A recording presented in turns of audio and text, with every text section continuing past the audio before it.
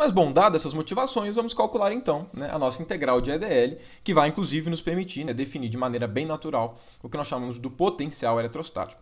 Como é que a gente vai fazer esse cálculo? Bom, né, aproveitando que aqui é uma aula de física, né, e a construção física, a intuição física, né, de todas as contas que a gente vai fazer é extremamente importante, o que eu vou fazer? Bom, dado que a gente discutiu a semelhança, né, dessa expressão que a gente quer calcular com a expressão do trabalho na mecânica, o que a gente vai fazer é, vamos calcular o trabalho gerado por uma força na mecânica, né, mascarando esse trabalho, né, colocando esse trabalho de uma forma específica para que naturalmente surja uma integral de EDL.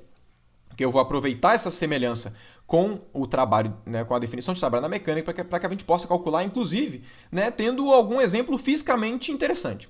Como é que vai ser o exemplo que a gente vai usar para poder calcular, né, essa nossa integral de EDL? O que eu vou fazer vai ser o seguinte, imagina que a gente tenha uma carguinha, que eu estou representando por essa bolinha vermelha, ok? E essa carguinha daqui tem uma certa carga Q, ok? Esse objeto tem uma carga Q. E imagina também que existe um campo elétrico nesse espaço. Então essa carguinha aqui está imersa em uma região que possui campo elétrico. Se essa região possui campo elétrico, o que vai acabar acontecendo? Essa carguinha vai sentir uma força elétrica. E essa força elétrica, obviamente, vai fazer com que essa carga se movimente. Se existe força gerando movimentação em um corpo, o que a gente sabe que vai acontecer? A gente sabe que essa força vai exercer trabalho. Imagina que, dado a atuação dessa força, enfim, por razões que não convém aqui a gente ficar especificando, imagina que a trajetória dessa carga foi essa trajetória daqui, ó.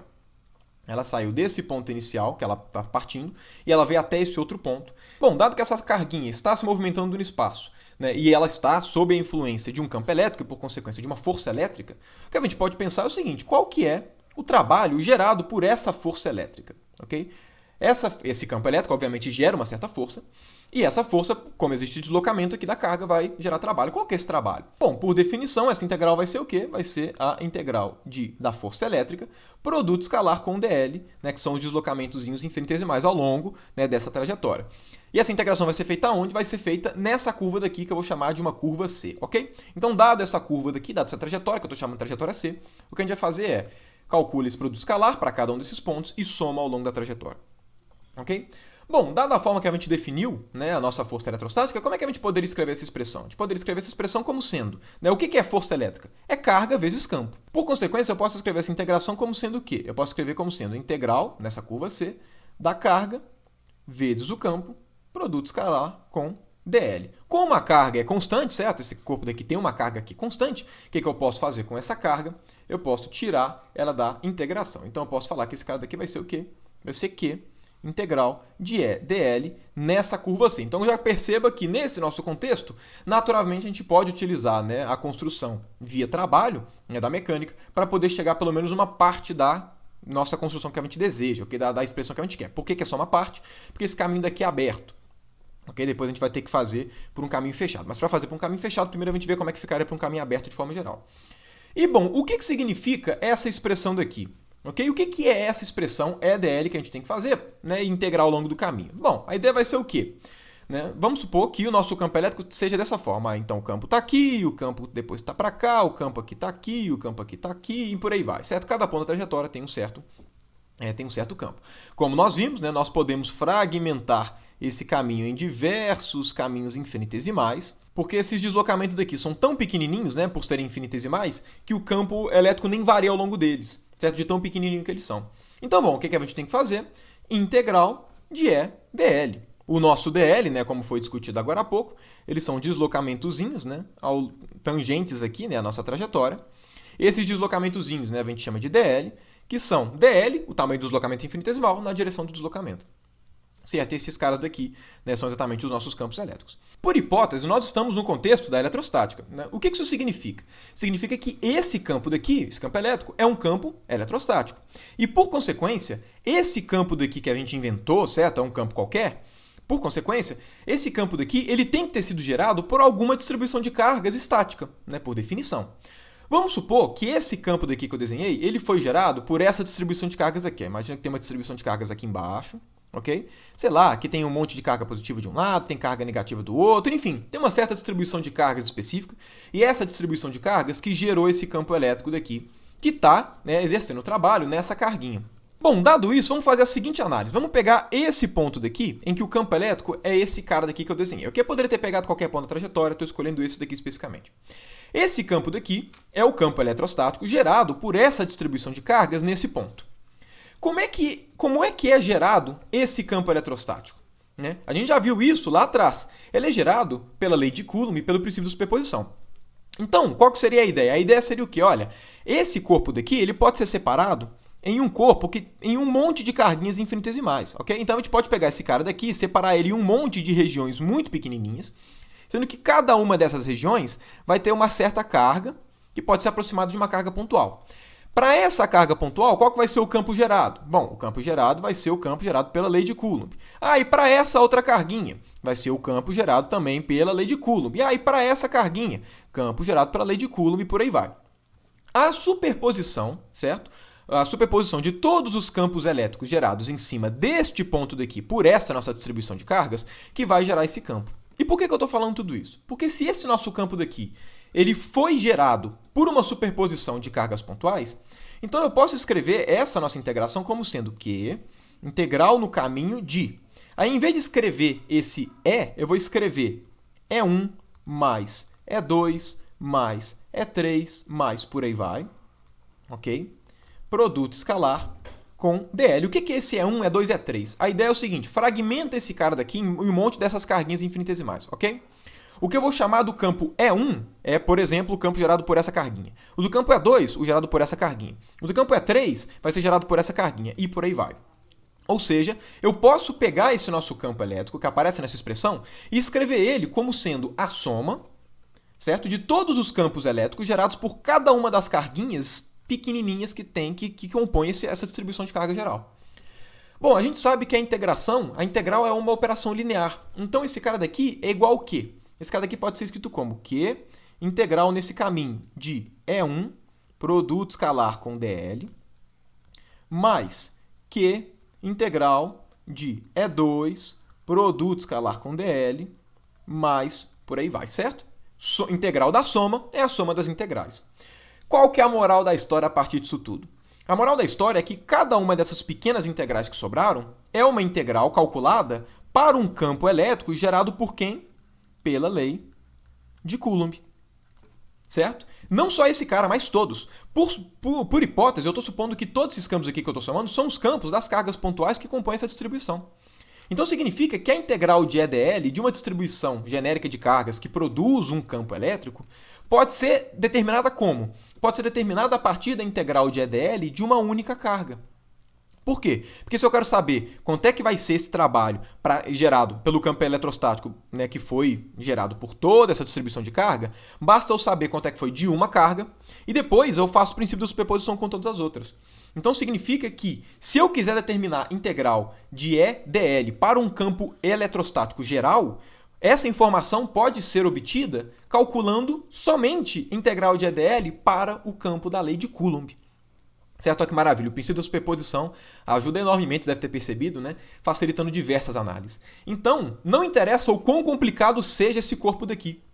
A integral de EDL para qualquer corpo sempre pode ser obtida através da integral de EDL do campo da lei de Coulomb por conta do princípio da superposição. Por conta disso, o problema é que, na verdade, a gente vai ter que resolver vai ser o quê? Integral, né, nesse caminho arbitrário, de 1 sobre 4π epsilon 0 Q dividido por R ao quadrado na direção R, produto escalar com dl. Por quê? Né? Porque isso daqui é exatamente a integral de EDL para o campo da lei de Coulomb. Depois, pelo princípio de superposição, a gente resolve. Então, na prática, o que a gente está fazendo é, a gente está trocando esse nosso problema mais geral, certo? A gente está falando que esse problema mais geral, ele pode ser descrito se a gente souber quanto é que vale o quê? A integral de EDL, né, para a mesma situação, okay, de uma carguinha Q minúscula, né, andando numa trajetória, porém com o campo eletrostático externo gerado por uma carga, nesse nosso exemplo daqui, Q maiúsculo. Okay? Como o campo eletrostático é gerado por esse cara, obviamente a carga que tem que aparecer aqui é a carga desse cara. Okay? E aí, né, consequentemente, como é que vão ser os campos aqui, né, em cada um desses pontos? Vão ser campos radiais, escrito pela lei de Coulomb, certo? Então, o nosso campo elétrico vai ser para cá, o nosso campo elétrico aqui vai ser para cá, aqui vai ser para cá e aqui vai ser para cá. Ok? Então, né, basta a gente fazer o cálculo para esse cara daqui. E claro, né, quem que é o nosso R recursivo? O nosso R recursivo é exatamente a distância dessa carga para cada um desses pontos da trajetória. Okay? Então, esse cara daqui é o nosso R recursivo, né? Claro, né, vai ter um R recursivo diferente para cada ponto da trajetória. Então, bom, vamos calcular essa integração, né, para a gente obter o nosso resultado. Como é que vai ser esse cara? Esse cara daqui vai ser o seguinte, né? Vamos tirar todas as constantes, certo? O nosso Q dividido por 4π ε0 pode sair da integral. E aí fica a integral, nesse caminho C, arbitrário, de R chapéu dividido por R quadrado, produto escalar com dl. Para resolver essa integração, né, obviamente a gente vai ter que resolver esse produto escalar antes, né, porque aí, resolvendo esse produto escalar, o nosso integrando não vai ter nenhum vetor, e aí a gente pode utilizar os nossos métodos tradicionais, né, de resolver a integração, né, que a gente aprende em cálculo 1. E, bom, para a gente resolver esse produto escalar, a primeira coisa que a gente tem que pensar é o seguinte: o que é esse dl? Esse dl, na verdade, ele é um deslocamento arbitrário, certo? Se a gente fosse escrever ele em coordenadas cartesianas, o que significa um dl genérico? Um dl genérico ele pode ser escrito como dx na direção x, mais dy na direção y, mais dz na direção z. Ou seja, pega um deslocamento arbitrário, certo? Pega um deslocamento arbitrário, vê quanto é que foi o deslocamento em x, vê como é que foi o deslocamento em y, vê como é que foi o deslocamento em z, e aí o seu deslocamento arbitrário vai ser cada um desses deslocamentos nas direções específicas, certo? Dado isso, eu não poderia falar por obviedade, né, que x chapéu produto escalar com dl seria igual a dx, né, pela obviedade do que significa o dl. E qual que é a interpretação desse cara daqui? O que significa esse resultado? Bom, a gente sabe que x chapéu é um vetor unitário, certo? É um vetor unitário na direção x. O que esse produto escalar geometricamente significaria? Significaria o seguinte: olha, eu tenho aqui x chapéu, que tem módulo 1, e eu tenho aqui dl. O que é o produto escalar de dois vetores quando um deles é unitário? Certo? Produto escalar de x chapéu com dl, dado que o x chapéu é unitário, isso aqui tem a interpretação de quê? Como sendo a projeção do dl no x chapéu. Isso inclusive, é a noção geométrica, né, do próprio produto escalar, é uma projeção. Então, esse cara daqui me fala o quê, dado que o x chapéu é unitário? Qual que é a projeção dl na direção x? Ou seja, ele estaria pegando esse cara daqui, que na prática é exatamente o deslocamento na direção x. Ok? Então, obviamente, né, eu estou comentando tudo isso só para discutir essa obviedade. Um deslocamento arbitrário projetado em uma direção é o deslocamento naquela direção, certo? Isso é um óbvio quando a gente vai pensar até fisicamente. Agora, olha só, R chapéu não é um vetor unitário na direção R cursivo? Então, o que significa? Então, o que é R chapéu escalar com dl? É o deslocamento na direção de R chapéu. Certo? É a projeção de deslocamento em R chapéu. E por obviedade, isso aqui é quanto? dr, que é um deslocamento infinitesimal na direção R, certo? Logo, essa integral que a gente está querendo calcular vale quanto? Q sobre 4π ε0, integral, né, nesse nosso caminho, C, de dr dividido por R quadrado. E percebam como é que esse resultado que a gente acabou de chegar é extremamente importante. Pelo seguinte, integral de dr sobre R quadrado é uma integral do tipo que a gente vê em cálculo 1. Quando a gente tem integrais desse tipo, o que a gente faz? Quanto é que vale essa integral avaliada, né, nesse caminho? Né? Essa integral daqui vale a primitiva de 1 sobre r quadrado, certo? Porque, afinal de contas, a integral de uma função é a primitiva da função, certo? É qual função que derivada vai dar ela, certo? Avaliado nos extremos, avaliado nos limites de integração. Quais são os limites de integração? Os limites de integração são o ponto onde começa a integração e o ponto onde termina, ou seja, depende do ponto inicial e do ponto final. Perceba, quando a gente fala isso, que o que essa integral está falando para a gente é que não interessa qual caminho você fez. Essa integração, quando você avalia essa integração, você só precisa saber qual foi o ponto que a carga saiu e qual foi o ponto que ela chegou. Imagina que esse ponto daqui que ela saiu eu vou chamar de um ponto A e esse ponto que ela chegou eu vou chamar de um ponto B. Essa integração daqui, o que essa integração significa é o quê? Integral de Q sobre 4π ε0, né? Esse ε0 ficou horrível, né? 4π ε0, integral de A até B de dr dividido por R ao quadrado. Ou seja, essa integral só depende de onde a trajetória começa e termina. Essa carga poderia ter saído de A até B por esse caminho que eu desenhei, por esse caminho que eu desenhei, por esse outro caminho daqui. Essa integral daqui, o que ela está falando é, não interessa. O que interessa é a integral de EDL depende somente, exclusivamente dos pontos iniciais e finais. Sempre que essa propriedade for satisfeita por um campo vetorial, ou seja, a integral de caminho, né, de um campo vetorial, que eu vou simbolizar aqui por A, certo? Ou seja, a integral de ADL em um certo caminho C, sempre que isso não depender do caminho e somente do ponto inicial e final, nós damos um nome, né? Nós classificamos esse campo como sendo um campo conservativo, certo? E, consequentemente, né, como integral de EDL independe do caminho, como a gente acabou de mostrar no caso eletrostático, nós dizemos que o campo eletrostático ele é conservativo. Conservativo. Importante reafirmar aqui que é o campo eletrostático. O campo elétrico não é conservativo, somente o campo eletrostático. A gente tem que estar numa situação estática para que o campo elétrico seja conservativo. E, obviamente, eu não preciso dizer que essa classificação, né, do campo ser conservativo está intimamente relacionada ao nosso contexto, né, de trabalho na mecânica. Você deve se lembrar, forças conservativas são aquelas, né, em que o trabalho não depende, né, do caminho, só depende de onde um corpo sai e de onde um corpo chega, certo? Essas forças a gente chama de forças conservativas. E você deve se lembrar, forças conservativas, elas admitem um objeto, que na mecânica a gente chama de potencial, energia potencial, que no caso de campos gerais a gente chama de simplesmente um potencial do campo. Então, o fato do campo elétrico ser conservativo vai nos permitir definir um potencial, né, que nós vamos chamar de quê? De potencial eletrostático. Esse potencial eletrostático facilita enormemente a descrição do campo eletrostático, como eu vou deixar claro para vocês aqui. Para a gente poder definir o potencial associado ao campo elétrico, a gente vai utilizar um teoreminha do cálculo vetorial, certo? Que vem da matemática, que nos diz o seguinte: sempre que um campo A for um campo conservativo, necessariamente o A pode ser escrito como sendo o gradiente de uma função escalar que eu estou chamando aqui de φ. Okay? Isso sempre pode ser feito se o A for conservativo. E aí, por consequência, né, existe um teoreminha fundamental do cálculo, né, associado a campos conservativos, no caso do cálculo vetorial, que nos diz que a integral desse campo conservativo em um caminho qualquer C, certo? A integral de caminho, nesse cara daqui, vai ser igual ao quê? Vai ser igual a... Bom, se o A é igual ao gradiente de φ, eu posso escrever esse cara como sendo gradiente de φ, produto escalar com dl. E esse cara daqui atua analogamente ao teorema fundamental do cálculo, né, que a gente vê em cálculo 1, né, para funções escalares, como sendo que eu tenho uma integral de uma derivada. Só que a derivada análoga para o caso, né, vetorial, que é o gradiente.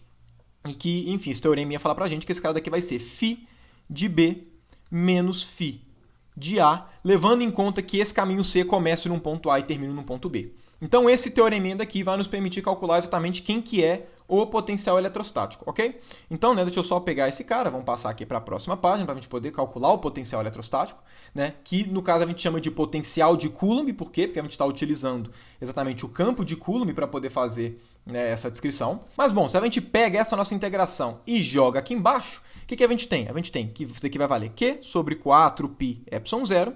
Integral de 1 sobre r quadrado é menos 1 sobre r. Certo? Esse cara daqui, então, vai ter que ser avaliado de A até B. Se eu chamo esse cara que está aqui dentro de φ, quanto é que vai dar esse cara? Esse cara daqui vai dar φ de B menos φ de A. E, por consequência, o nosso candidato a potencial eletrostático seria quem? Seria 1 sobre 4π epsilon 0, Q dividido por R com um menos aqui. Esse cara daqui seria o nosso, né, candidato a potencial eletrostático. Porém, né, apesar de sempre que um campo for conservativo, a gente pode definir uma função escalar tal que isso aconteça, é tradicional na física, sempre que nós estivermos tratando de campos relacionados à força, é natural a gente fazer o seguinte: o nosso campo ele é conservativo. Então ele pode ser escrito como sendo o gradiente de um certo campo escalar, né, de uma certa função escalar que eu estou chamando de φ. Porém, como esse campo está relacionado a forças que geram movimentação, a gente define o potencial eletrostático não como sendo o gradiente de φ, mas como sendo menos o gradiente de uma função. E aí, para esse caso especificamente da eletrostática, a gente chama essa função de V. Então, perceba que, na prática, a nossa diferença de definição do nosso potencial para o campo elétrico, que é igual acontece para qualquer força, é que ao invés de falar que ele vai ser o gradiente de uma função, a gente fala que ele é menos o gradiente de uma função. Obviamente, isso não faz nenhuma diferença no ponto de vista matemático, né? Se isso é possível, isso daqui também é possível. Consequentemente, dado que esse aqui seria o nosso φ, quem que é o que a gente chama de um potencial eletrostático? O nosso potencial eletrostático aqui seria o quê? Seria 1 sobre 4π epsilon 0, Q dividido por R, sem o sinal de menos. Então, esse cara daqui é o que nós chamamos do potencial eletrostático né, do potencial eletrostático gerado, né, pelo campo da lei de Coulomb. Mas aí você poderia me perguntar, por que a gente define o campo como sendo menos o gradiente de uma função, ao invés de simplesmente o gradiente de uma função? Aí aqui, na verdade, a resposta para isso realmente é uma resposta física, né, uma resposta conceitual. O gradiente de uma função, ele sempre vai te retornar um vetor que aponta para as direções onde essa função tem o maior crescimento. Quando a gente coloca esse sinal de menos aqui, o que a gente chega é que o campo elétrico vai ser o vetor que aponta sempre para as regiões onde o potencial elétrico é menor. Na prática, você deve se lembrar, provavelmente até do seu ensino médio, o potencial eletrostático ele tem uma relação com a energia potencial eletrostática. E para que exista uma interpretação de energia para esses potenciais, a gente sempre tem aquela relação de precisa que a força aponte para a região onde a energia potencial é menor. Certo? Você deve se lembrar dessa propriedade. A força sempre aponta para a região onde a energia potencial é menor. Quando a gente faz isso, a gente tem aquela interpretação bonitinha de que a energia total é a energia cinética mais a energia potencial. A gente só consegue falar isso quando a energia potencial, né, quando a força relacionada à energia potencial aponta sempre para as regiões onde o potencial é menor. Então a gente coloca esse sinal de menos por conta disso, para que possa ser possível a interpretação de energia. Bom, dado que nós obtivemos essa expressão, né, como o potencial eletrostático gerado por uma carga pontual, eu gostaria aqui de fazer algumas discussões que acabam sendo bem úteis para que a gente entenda um pouco mais o significado físico desse cara, ok? A primeira coisa que eu gostaria de deixar clara é que é o seguinte, da onde que sai a definição do potencial eletrostático? A definição do potencial eletrostático é a partir daqui.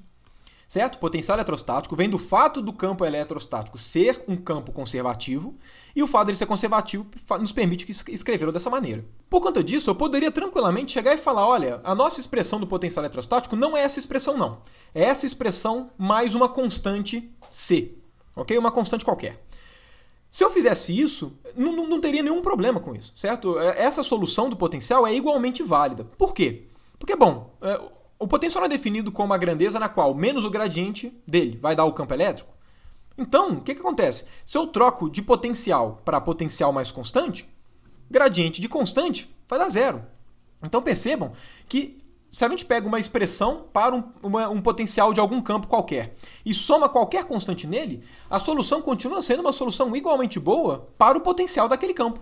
Certo? O que isso significa fisicamente? Significa que o valor específico, o valor de fato, né, do potencial eletrostático, ele não tem interpretação física. O que tem interpretação física, o que realmente importa pra gente, são as diferenças de potencial.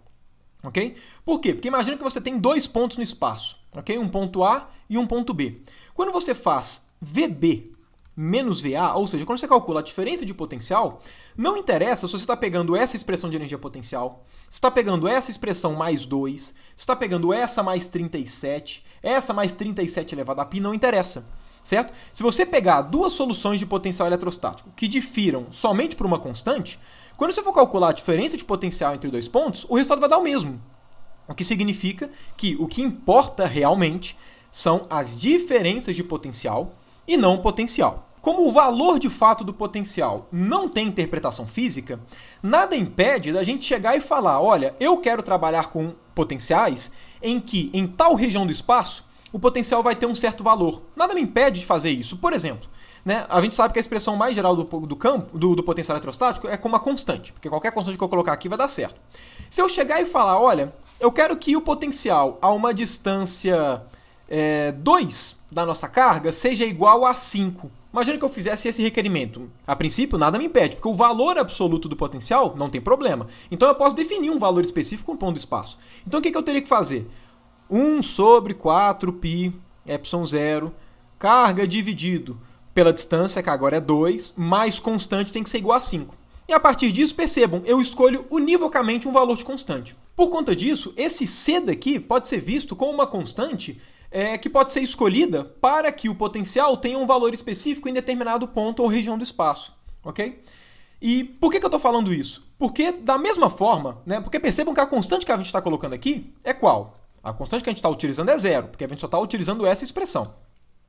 Porém, se o valor que eu coloco aqui, a constante que eu coloco, ela pode ser calibrada, né, com a minha determinação do valor do potencial em algum ponto, essa nossa expressão corresponde a eu exigir o que do potencial especificamente? ok?